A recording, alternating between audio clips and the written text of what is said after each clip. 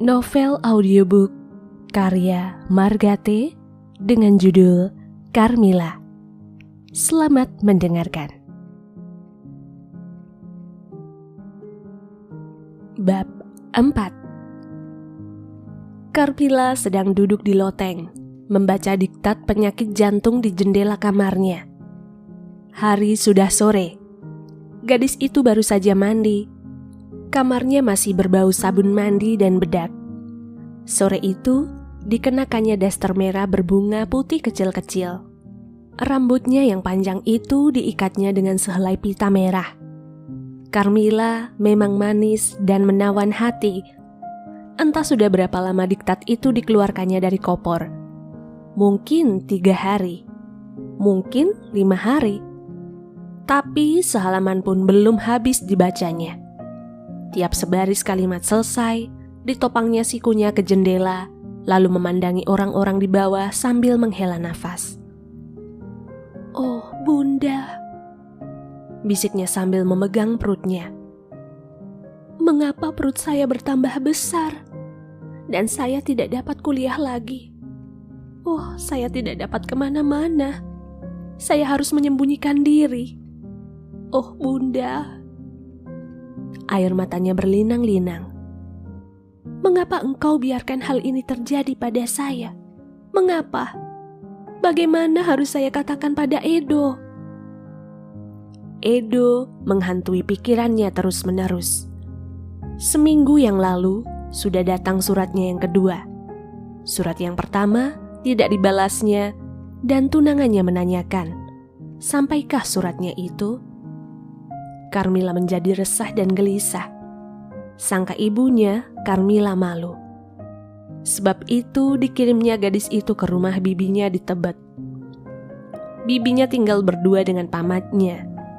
Mereka tidak beranak, dan rumah mereka yang besar itu jarang didatangi tamu. Carmilla mula-mula tidak suka pergi, namun akhirnya setuju juga. Setelah diperbolehkan mengangkut buku-buku dan diktatnya sekopor penuh. "Nanti kalau aku masuk kuliah lagi," katanya pada babu yang membantunya, "aku ingin tetap ingat semua pelajaran itu seperti teman-temanku." Dan dia tersenyum pedih. Setiap malam dia menangis memikirkan Edo. Dia belum juga berani menulis surat. Kerjanya cuma berdoa dan berdoa. Tapi Bunda Maria yang begitu dipercayainya masih diam membisu dan belum memberinya jalan bagaimana memecahkan kesulitannya.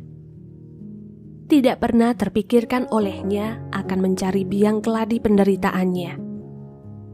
Dia tidak mau menemui siapa-siapa. Bahkan Ana yang datang menangis-nangis ditolaknya. Sesekali dirasanya ingin membunuh Faisal. Tapi kesedihan hatinya melemahkan semangatnya. Dia tidak ingin apa-apa. Akhirnya dia cuma pura-pura duduk membaca diktat untuk menipu bibinya yang tidak pernah membiarkannya sendirian dengan pikirannya.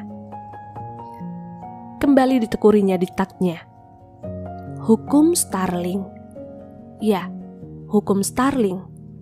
Sejak kemarin, hukum Starling melulu yang dibacanya.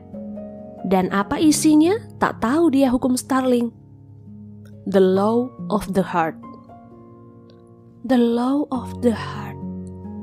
Pikirnya. The law of my heart. Dia menarik nafas panjang. "Oh, Bunda Maria, saya mencintai engkau. Tolonglah saya. The law of the heart, my heart, and my child has a heart too." My child? Carmilla menunduk dan berusaha keras meneruskan diktatnya, hukum Starling. The law of the heart. Perubahan-perubahan pada jantung sesuai dengan otot skeleton, yakni bahwa pelepasan energi mekanik dari keadaan istirahat sampai kontraksi tergantung pada luasnya permukaan yang kimiawi aktif, ialah panjang serabut otot. Carmilla merasa menang, dapat menghabiskan kalimat yang demikian panjang. Diulang-ulangnya 2-3 kali, tapi tidak juga mengerti. Memang, diktat itu baru akan diajarkan di tingkat 4, tapi Carmilla sudah membelinya. Sebab, kepala seksi diktat itu menaruh hati padanya dan menghujaninya dengan bermacam-macam diktat. Semua orang tahu, gadis yang rajin itu gila diktat. Perubahan-perubahan pada jantung sesuai dengan... Carmilla menghela nafas. Dia tiba-tiba teringat akan ujian gross farmakologi yang akan diadakan esok. Tentu, teman-temannya tengah bergulat mati-matian dan nanti malam tak seorang pun yang akan tidur. Dan dia, bila dia tidak ditimpa kemalangan ini, oh Tuhanku, aku dapat membayangkan Mariani dan Linda menghafal bersama-sama. Linda akan membuat kopi yang pekat, setengah pon kopi dalam segelas air. Mariani akan berbaring-baring dengan mata berat sambil memikirkan pacarnya di rumah. Dan Linda akan menghardiknya dan memaksanya duduk kembali di atas tempat tidur. Dan aku tidur sendiri kesepian memikirkan sekian banyak tentamen dan ujian yang tidak kubuat. Aku tidak akan naik tahun ini ya Bunda. Carmilla menghela nafas. Matanya dilayangkannya ke bawah. Sebuah motor Honda merah menderu pelan-pelan. Seorang tukang roti berjalan pelan-pelan meneriakkan dagangannya. Tukang kacang rebus sudah pula lewat. Hampir pukul 6, pikir gadis itu. Sekonyong-konyong dia sadar, bunyi motor itu terlalu lekas lenyap. Dia menoleh ke belakang. Seret, darahnya naik ke kepala. Motor itu berhenti di muka rumah dan bibinya tengah menyilakan pengemudinya masuk. Carmilla segera berdiri dari kursi dan menjulurkan kepalanya ke bawah. Salahkah dia? Tidak, orang itu betul Faisal. Dan Bibi telah menyilakan dia masuk. Carmilla memejamkan matanya. Sambil menghela nafas, dia menjatuhkan diri kembali ke atas kursi. Dengan berdebar-debar, dinantikannya suara kaki Bibi menaiki anak tangga satu demi satu. Dan tentu Bibi akan berkata, "Mila, ada temanmu datang." Temanmu? Bibi tidak tahu mengapa saya jadi begini. Teman? Temankah namanya bila orang itu membuat kita menderita? Bila orang itu menghina dan mempermalukan kita? Bila orang itu Apa maksudnya datang? Dari mana dia tahu aku di sini? Carmilla menghela nafas. Apa yang harus kuperbuat? Memakinya, menamparnya. Bunda, bisiknya dalam hati. Jangan biarkan aku menamparnya. Anakku tidak akan menyukai hal itu. Betapa jahat pun dia, orang itu adalah ayah anakku. Meskipun aku barangkali amat membencinya. Di bawah, terdengar suara langkah Bibi yang perlahan-lahan. Carmilla memicingkan kelopak matanya seerat-eratnya dan menahan nafas. Bibi melangkah dengan amat hati-hati. Sudah tentu dia takut rematiknya kumat. Bibi sudah mulai tua. Tiba-tiba gadis itu bangkit dan menghampiri tempat tidurnya. Dengan cepat dia masuk ke dalam selimut dan berpura-pura tidur. Mila, seru bibinya seraya mengetuk pintu dan ketika didapatinya pintu tidak terkunci, didorongnya segera. Mila, bisik bibinya ketika dilihatnya gadis itu tidur. Mila, oi, bangun. Ada temanmu di bawah. Mila, pacarmu datang. Carmilla membuka matanya. Bibi tersenyum melihat gadis itu mencibir. Memang gadis-gadis suka berpura-pura enggan, pikirnya. Ayo turun. enggan, saut Carmila dengan sebal. Ayo, jangan berpura-pura. Kau kira Bibi dulu tidak muda? Bibinya tertawa gelak-gelak. Dulu, bila pamanmu datang, Bibi suka pura-pura sakit ini, sakit itu, sebagai alasan supaya tidak usah keluar kamar. Padahal hati cuma Tuhan yang tahu. Ayo, gadis sekarang tidak lagi seperti dulu. Keluarlah. Carmila mendongkol betul. Sudah orang itu yang mencelakakan dia, masih dianggap Bibi pacarnya. Mengapa Bibi tidak katakan saya tidak ada? Bukankah Bibi tahu saya tidak mau menemui siapapun? Ini kan pacarmu, kata Bibi masih tersenyum. Dari mana Bibi tahu dia pacar saya? Seru Carmila dengan berang. Sebab, kata Bibi sambil menatapnya, bila dia bukan teman istimewamu, masakan dia tahu engkau ada di sini? Carmila diam, lalu duduk di atas kasur memeluk lututnya. Saya pusing kepala, katanya menggaruk-garuk kepalanya. Dia tahu tidak mungkin mengatakan hal yang sesungguhnya sekarang. Barangkali bukan pacar saya, bantah Carmila. Lalu, bagaimana rupanya? Begini, kata Bibi sambil tertawa menunjukkan jempolnya. Begini bagaimana? Tiba-tiba Carmila ingin tahu pendapat bibinya mengenai Faisal. Tampan, sopan, bertampang jujur, necis, sederhana, cerdas, gagah, dan kelihatannya baik hati. Carmila menghela nafas panjang. Sungguh saya sakit kepala, Bi. Saya tidak bisa turun. Tapi ini kan, atau Bibi suruh dia naik. Kalian boleh bercakap-cakap di atas tangga. Carmila menggeleng. Saya tidak ingin menjumpai dia. Sekarang Bibi tampak sungguh-sungguh. Carmila, dengarlah. Memang, kadang-kadang jual mahal itu perlu. Tapi engkau tidak boleh berlebihan dalam segala sikapmu. Betapa cinta pun dia, bila engkau tinggi hati, tentu dia akan lari. Dengarlah nasihat Bibi. Turun dan temui dia. Ingin rasanya dia menangis. Sekarang sama sekali tidak mungkin lagi baginya untuk mengungkapkan kebusukan si Faisal. Bibi sudah terpikat padanya. Bila dia sungguh-sungguh menolak nasihat Bibi, tidak enak hatinya. Ayo Mila, berbuatlah seperti gadis-gadis yang baik. Engkau tahu dia datang mencarimu. Ayo. Ditariknya selimut gadis itu. Katakan besok. Besok saja datang. Besok saya turun. Bibinya hampir tertawa melihat kelakuan Carmila. Tawar-menawar, Baiklah. Asal besok kau jaga supaya sakit kepalamu sudah hilang. Ketika Bibi sudah turun, Carmila menelungkup di bawah bantal dan menangis.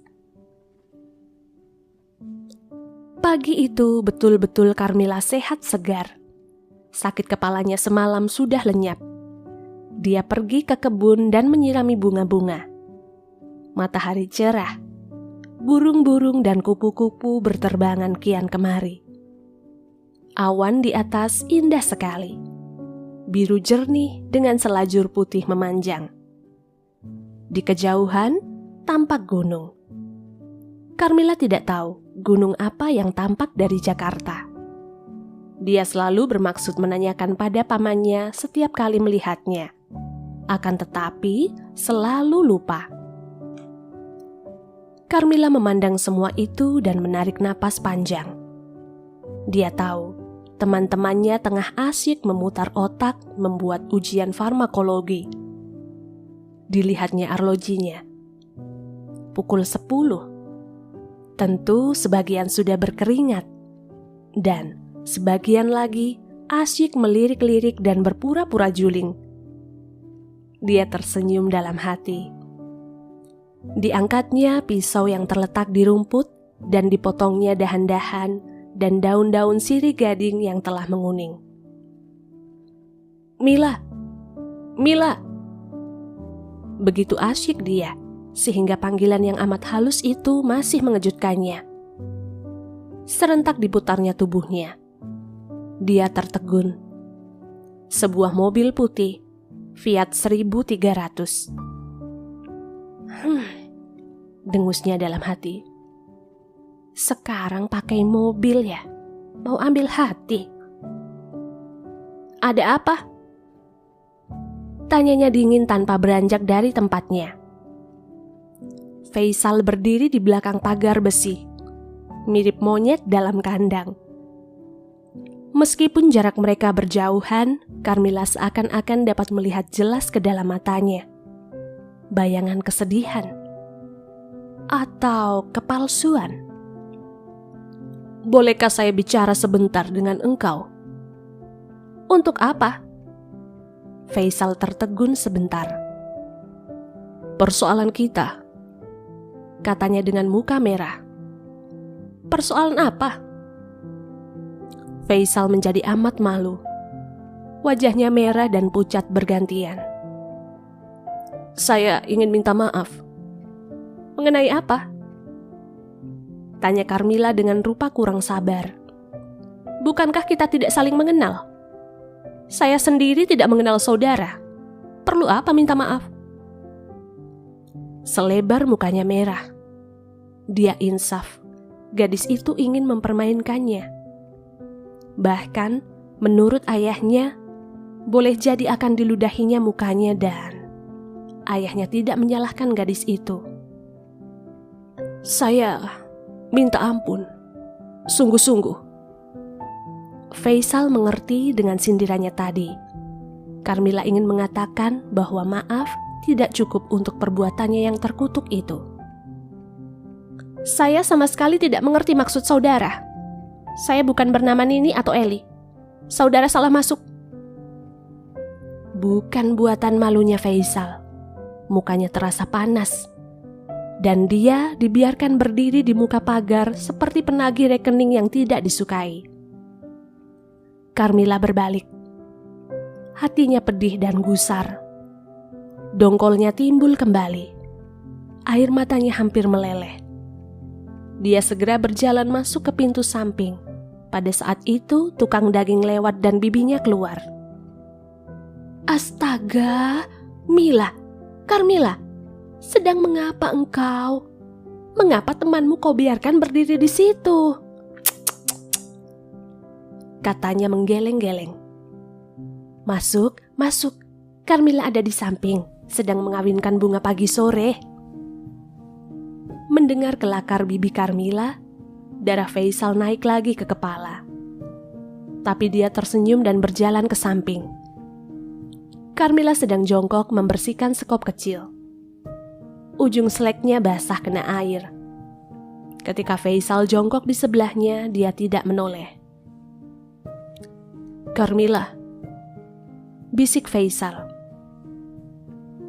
"Saya ingin bilang terima kasih bahwa engkau tidak menuntut saya. Tapi..." Faisal menjulurkan kepalanya 5 senti ke muka, sehingga tercium olehnya harum rambut gadis itu. "Tapi saya akan lebih berterima kasih bila engkau biarkan saya di penjara. Dengan begitu saya dapat menebus dosa saya." Karmila berbuat seakan-akan tak ada orang di dekatnya. Dia sangat asyik dengan kerjanya, dan Faisal berpikir-pikir apakah dia mendengar semua kata-katanya. "Karmila, katakanlah ya," pintanya. "Saya sangat ingin menebus dosa itu. Bila engkau tidak sudi memberi kesempatan, seluruh hidup saya akan binasa begini." Karmila bangkit berdiri dan menatapnya tajam. "Sudah cukup kau tebus dosamu hari ini. Pulang sekarang. Lain kali boleh disambung." dan dia berjalan cepat-cepat masuk, meninggalkan Faisal yang terkejut setengah mati. Sore itu barulah Faisal berhasil memaksa Karmila duduk di depannya dan mendengar semua yang mau dikatakannya. "Ini kedatangan saya yang kelima," kata Faisal tersenyum. Karmila memang pada dasarnya adalah seorang gadis yang baik hati. Melihat tamunya tersenyum, dia tidak ada pilihan lain kecuali ikut tersenyum sedikit. "Sore ini saya ingin berunding dengan serius," katanya lagi sambil melirik gadis itu. Karmila sudah hamil 2 bulan dan wajahnya makin cantik menurut perasaan Faisal. Gadis itu tengah memandang ke kebun. Matanya agak tertutup sedikit. Entah mengapa, Faisal merasa makin lama makin tertarik. Setiap kali datang, dilihatnya Karmila bertambah cantik. Dia batuk untuk mengembalikan pikiran nona rumah kepadanya. Karmila menggeser sedikit duduknya, lalu memandang ke arahnya seakan-akan baru sadar ada orang di mukanya. "Mila, saya mau bicara sungguh-sungguh denganmu." "Sebelum engkau terus, aku mau tahu dulu, dari mana kau tahu aku ada di sini?" Faisal tertawa. "Itu gampang. Ketika saya datang untuk ketiga kalinya ke rumahmu, ada babumu di depan. Karena dia tidak tahu saya ini bajingan, maka tanpa curiga apa-apa dikatakannya engkau ada di Tebet, di rumah Moditse Serimpi. Mudah bukan?" Karmila memandang Faisal dengan tenang. "Sekarang katakanlah cepat-cepat apa yang mau kau katakan. Singkat saja. Aku rasa aku ingin cepat-cepat terbah di kamar." "Kenapa kau?" "Tidak apa-apa, pusing sedikit. Sejak tinggal di sini, mungkin udara Tebet kurang sehat." "Shh, tapi jangan kau beritahu Bibi. Ngamuk dia dikatakan udaranya busuk." "Engkau memang kelihatannya pucat," kata Faisal tanpa mempedulikan olok-olok Karmila. "Engkau seharusnya ke dokter." Tiba-tiba gadis itu membelalakan matanya. "Apa yang mau kau katakan?" tanyanya dengan ketus. "Cepat." "Saya ingin menikah denganmu." "Itu sudah kau katakan ratusan kali. Ada yang lain?" Faisal menggeleng. "Saya cuma ingin menikah denganmu. Itu yang mau saya katakan. Saya ingin bertanggung jawab dan menebus dosa saya." Merah wajah Karmila. "Setiap kali datang, itu saja yang kau katakan," katanya dengan marah. "Bukankah sudah kukatakan ribuan kali, aku tidak mau menikah denganmu. Aku bukan tempat penebusan dosa-dosa para bajingan. Kau pikir aku ini apa?" "Mila, barangkali engkau salah tangkap. Maksud saya ingin menikah denganmu. Saya ingin menebus dosa, sebab saya mencintaimu." "Omong kosong. Saya bersungguh-sungguh dengan maksud saya. Saya bukan seniman, tidak pandai merangkai kata-kata. Saya ini bajingan, seperti yang kau katakan tadi. Tapi saya mencintaimu dan saya ingin mengubah hidup saya." "Aku tidak mau menikah denganmu. Titik. Engkau boleh pulang sekarang dan jangan datang-datang lagi." "Mila, jangan marah bila engkau merasa terhina oleh maksud saya. Saya memang sama sekali tidak pantas bagimu. Mungkin melihat saya engkau akan merasa jijik dalam hatimu. Engkau pasti tak akan mau menikah hanya karena saya. Tapi ingatlah anakmu. Dia memerlukan ayah. Setidak-tidaknya sebuah nama. Dia tidak bersalah apa-apa. Dia tidak minta dilahirkan. Mengapa dia mesti memikul dosa saya? Kita, engkau dan saya tidak berhak membiarkan itu terjadi. Dia harus mendapatkan nama dari ayahnya. Karena itu, dengan memikirkan anak kita, saya harap engkau akan suka menikah dengan saya." "Pergi! Pergi! Pergi!" teriak Karmila, lalu dia bangkit dan berlari masuk. Wajahnya penuh air mata. Setengah buta dia mencari jalan ke loteng dan cepat-cepat melangkahi anak tangga. Faisal memburu dan berhenti di kaki tangga, memandang ke atas. Dia tahu gadis itu menangis. "Aku tahu, aku betul-betul mencintai dia," katanya dalam hati dengan putus asa. Dia berpikir bolak-balik beberapa kali. Naik atau tidak? Bibi Karmila tidak ada di rumah. Dia tidak ingin membuat gadis itu merasa terancam. Akan tetapi, dia sungguh-sungguh merasa perlu menyelesaikan soal ini sekarang juga. Naik atau tidak? Biarlah. Aku harus menyelesaikannya sekarang. Dibantingnya kakinya ke atas tangga. Karmila mendengar Faisal naik. Dengan terkejut, lekas-lekas dikuncinya pintu lalu berbaring, menyembunyikan tangisnya di bawah bantal. Berkali-kali Faisal mengetuk, namun gadis itu diam saja.